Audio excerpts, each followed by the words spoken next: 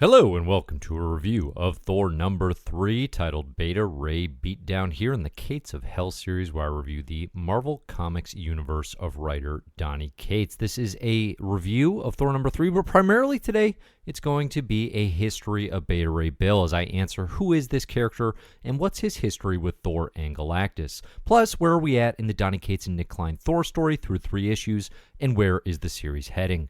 I'm Dave Busing, founder and editor-in-chief of comicbookherald.com. If you like the CBH YouTube channel or podcast, please consider liking, subscribing, and sharing. You can find full Thor Venom and the complete Donny Cates Marvel Universe reading orders on comicbookherald.com. Spoilers for the discussed issue may follow. Thor number 3 follows the cliffhanger appearance of Beta Ray Bill, cosmic powerhouse, frequent player in the Donny Cates Cosmic Marvel Universe, and oath brother to Thor. The story by Donny Cates, Nic Klein, Matthew Wilson, and Joe Sabino is an all-out action issue, fixating on a brawl between Bill and Thor. Beta Ray Bill views Thor's work with Galactus as an absolute breach of his worthiness to hold Mjolnir, and initially seeks to attack the Devourer in order to free Thor from what Bill assumes is some sort of mind control or bewitching. Beta Ray Bill is even more enraged when he learns that Thor is working with Galactus of his own free will, and despite Thor's clear advantages as the combination Lord of Asgard / Herald of Galactus, fights Thor until Stormbreaker, Bill's enchanted hammer, is quite literally smashed to pieces. Honestly, throughout this fight, we see very, very clearly that Bill never had a chance, even though historically he matches up pretty evenly. Speaking of, to help explain why Beta Ray Bill is so enraged by the trajectory of Thor's course with Galactus, it helps to look at this character's history in the Marvel Universe. Equal parts Asgardian ally and cosmic hero, Beta Ray Bill debuted in 1983 as part of Walt Simonson's opening salvo on what would become the best Thor comics run of all time. In the hands of a less monumental creative vision, Bill could have been lost to time as an equine oddity in the Odin Sons mythos, but instead he's an essential part of the Marvel cosmic fabric and oath brother to Thor. In the classic Thor number 337 to 339, Bill is introduced as an alien Corbinite traveling towards Earth in his sentient spaceship Scuttlebutt after the destruction of his own galaxy. Bill proves worthy of Mjolnir, and following a battle to the death in which he defeats Thor but won't allow him to die, Odin crafts Bill his very own hammer, Stormbreaker. Thor and Bill have a bond as oath brothers from this point in time. During the 1990s, Bill assumes a role with the Thor Corps, set during the Thor War, during a time period when Eric Masterson was running around as the Marvel Universe's Thunderstrike. It's actually a very sensible position for Bill, even if very little about Thor Corps and Thor War is particularly sensible, as the steady voice of reason for would-be Thors from different times, places, and backgrounds.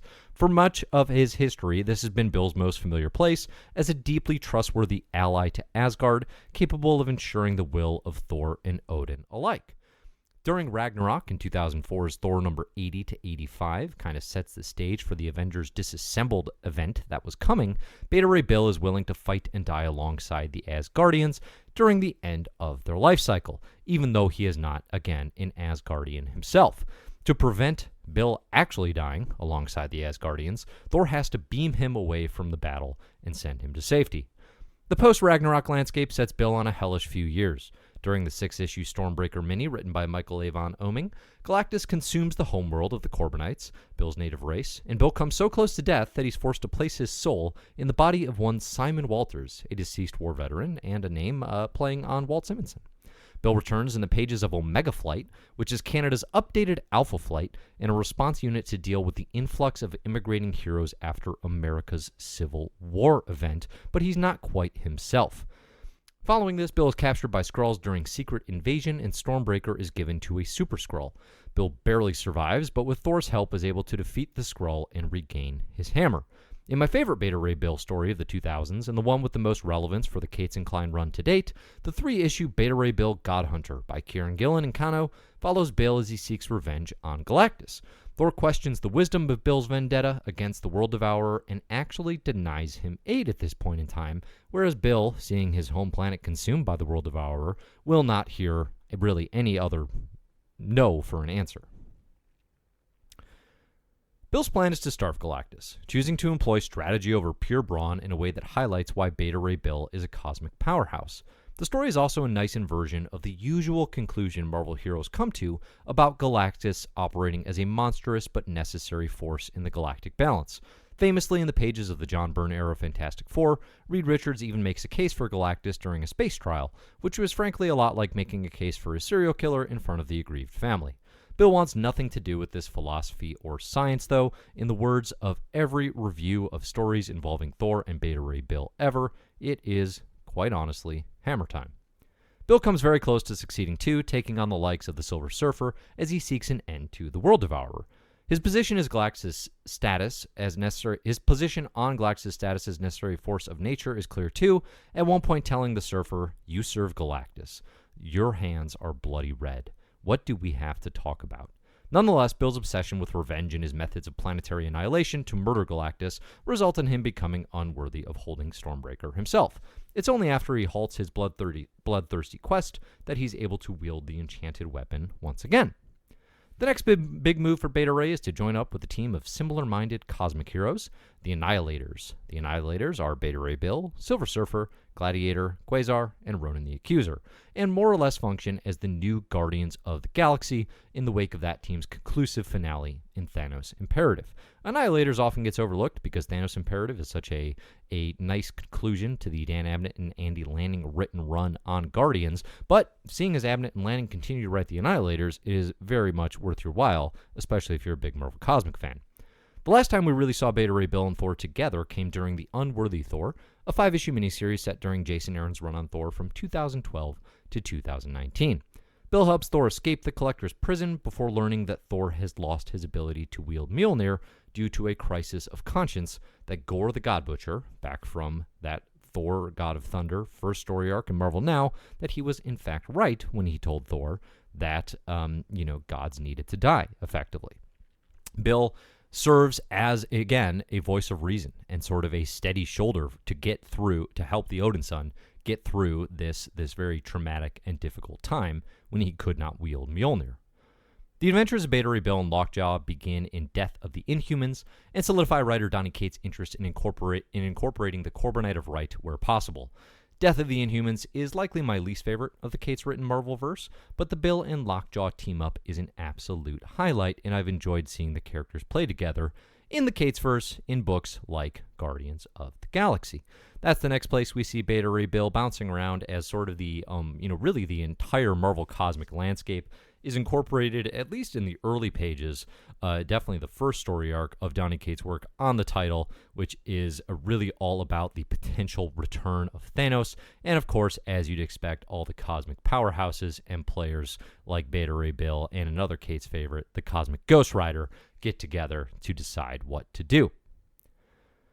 With all that in mind, it's hardly surprising that Beta Ray Bill would bum rush the show in Thor number 3, however foolhardy that proves.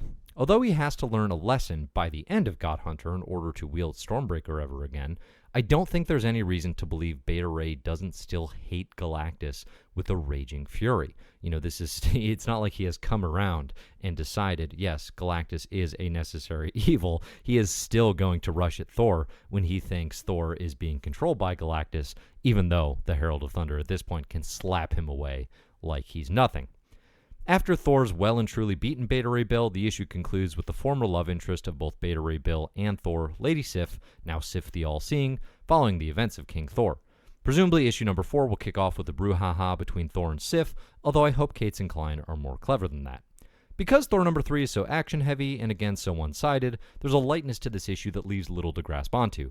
It's perhaps important to show how far beyond his normal status quo King Thor has risen. He makes Bill look like a featherweight after all, but doing so a second time against an ally would feel beyond repetitive, and I don't need to see Thor fighting Sif much at all at this point in time. The most interesting thing this Herald of Thunder storyline is doing is asking how complicit Thor is or should feel about his newfound role aiding Galactus' planet consumption. There's a crucial moment in issue number 3 where Galactus seeks to control Thor's power cosmic, and Thor tells him, "Nay, I took your power," instead of the other way around. "You take nothing from me," he says. The scene reminds me a lot of my toddler when I tell him I'm going to play with the best dinosaur action figure, but nonetheless it reveals a clear distinction Thor's making that he is, in fact, in control of his actions, and working with Galactus simply because it needs to be done. I think Cates and Klein are interested in asking questions about Thor's humanity as king, even calling him the new god of genocide in issue number 2, but that angle is falling very flat for me. Firstly, the question was explored so thoroughly in Jonathan Hickman's New Avengers that clearing that bar is a tall order, and this does not yet come close to measuring up. Second, there's a very good reason Thor is working with Galactus, and it's a threat to all universes, the Black Winter. I'm yet to in any way think Thor has lost his sense of what's right, although perhaps as the book progresses and more planets are endangered, we may see that trend. In Thor number 4, I'm looking forward to Thor and Sif putting down hammer and sword and discussing a plan to use the Bifrost to fully save future planets like they tried to do with Clips on the fly. We're 3 issues into the first story of this era of King Thor, and he's yet to do much by way of governing. It's time to put the fist down and see what Thor is thinking, lest this series devolve into nothing but shattered hammers. Thanks everyone for listening. Hopefully this brief history of Beta Ray Bill was useful. I'm curious to hear your thoughts and opinions on the Thor series so far, on Marvel Cosmic in general, or of course anything else you may be thinking of. Please feel free to comment here on the YouTube channel. I will happily respond to any questions that you may put in there. And of course you can always find me over on comicbookherald.com and at Comic Book Herald on social. Remember to check the show notes for my new Beta Ray Bill reading order, for Thor reading order, and of course for the Donny Cates Marvel Universe reading order, and all sorts of guides you can find over on CBH. Thanks for listening, everybody, and as always, enjoy the comics.